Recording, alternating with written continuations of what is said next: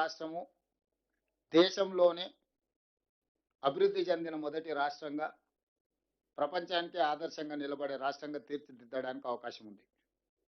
అందుకోసమే ఉమ్మడి రాష్ట్రంలో ఉన్న ఆనాడు పి. జనార్దన్ రెడ్డి గారు లేదా తెలంగాణ ప్రాంతానికి సంబంధించిన ప్రజాప్రతినిధులు కృష్ణానది జలాల కోసం బలమైన వాదనను వినిపించడం జరిగింది.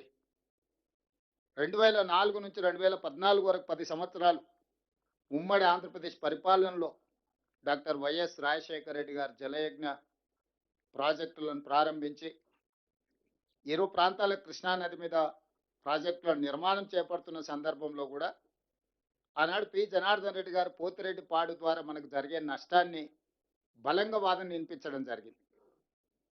ఆ రోజు ఉమ్మడి రాష్ట్రంలోనే సొంత పార్టీని, సొంత ప్రభుత్వాన్ని కూడా ప్రశ్నించి తెలంగాణ హక్కుల కోసం కాంగ్రెస్ పార్టీ ఈ ప్రాంతానికి సంబంధించిన ప్రజాప్రతినిధులు ఒక ఉద్యమంగా కార్యక్రమాన్ని ముందుకు తీసుకెళ్ళి వాళ్ళే కాదు, తెలంగాణ రాష్ట్ర ఏర్పాటు ప్రక్రియలో ఈ ప్రాంతానికి సంబంధించిన రాజ్యసభ సభ్యులు కేశవరావు గారు కావచ్చు, కేంద్ర మంత్రిగా జైపాల్ రెడ్డి గారు కావచ్చు, లేకపోతే ఇక్కడ ఉన్న చాలామంది బలరాం నాయక్ గారు, వివేక్ వెంకటస్వామి గారు, పొన్నం ప్రభాకర్ గారు, అంజన్ కుమార్ యాదవ్ గారు, వీళ్ళందరూ కూడా పార్లమెంట్లో మన ప్రభుత్వానికి కూడా అడ్డు నిలబడి మాకు అన్యాయం జరుగుతుంది, మాకు న్యాయం జరగాలంటే తెలంగాణ రాష్ట్రం ఏర్పడాల్సిందే, దానికి ప్రధానమైన కారణం నీళ్ళ పోరాటాల ప్రాతిపదికన ఏర్పడ్డ రాష్ట్రం తెలంగాణ అని ఈరోజు మనం నిరూపించుకున్నాం.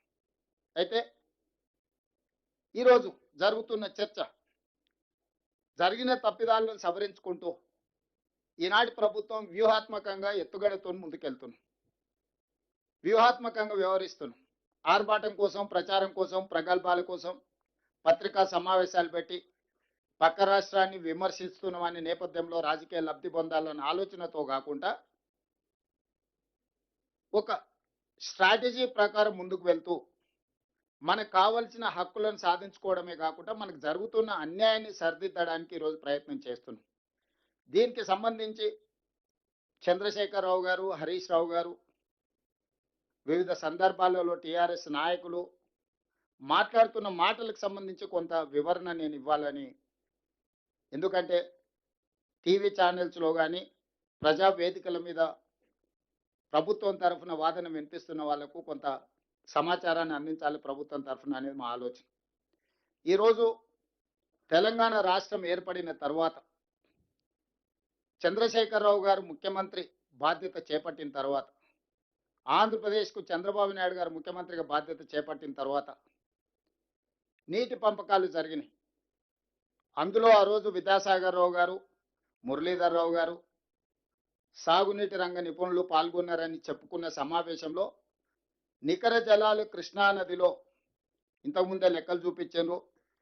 3 రాష్ట్రాలు మహారాష్ట్ర, కర్ణాటక, ఉమ్మడి ఆంధ్రప్రదేశ్కి 811 టీఎంసీలు, కర్ణాటకకి 734 టీఎంసీలు, మహారాష్ట్రకి 585 టీఎంసీలు, మొత్తం 2130 టీఎంసీల నీటి కేటాయింపుల్లో ఉమ్మడి ఆంధ్రప్రదేశ్కు 811 టీఎంసీలు నికరంగా కేటాయించడం జరిగింది.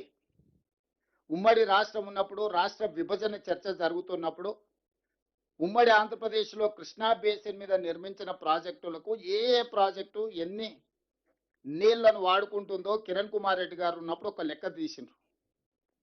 ఆ లెక్క ప్రకారము నీటి కేటాయింపులు జరగాలని, ఆంధ్రప్రదేశ్ ప్రయోజనం చేకూరాలని కిరణ్ కుమార్ రెడ్డి గారు తీవ్రమైన ప్రయత్నం చేసి ఆంధ్రప్రదేశ్ యొక్క నీళ్ళ హక్కులను సాధించాలని కిరణ్ కుమార్ రెడ్డి గారు ఆనాడు ప్రభుత్వంలో ఒక లెక్కలు తీశారు. ఆ లెక్క ప్రకారము 512 టీఎంసీలు ఆంధ్రప్రదేశ్కు సంబంధించిన ప్రాజెక్టులకు, తెలంగాణలో నిర్వహించబడుతున్న ప్రాజెక్టులకు 299 టీఎంసీలు ఈ లెక్క ప్రకారం వారు ఒక లెక్క తీసిండ్రు 2013లో. అంటే 34% తెలంగాణకి, 66% ఆంధ్రప్రదేశ్కి.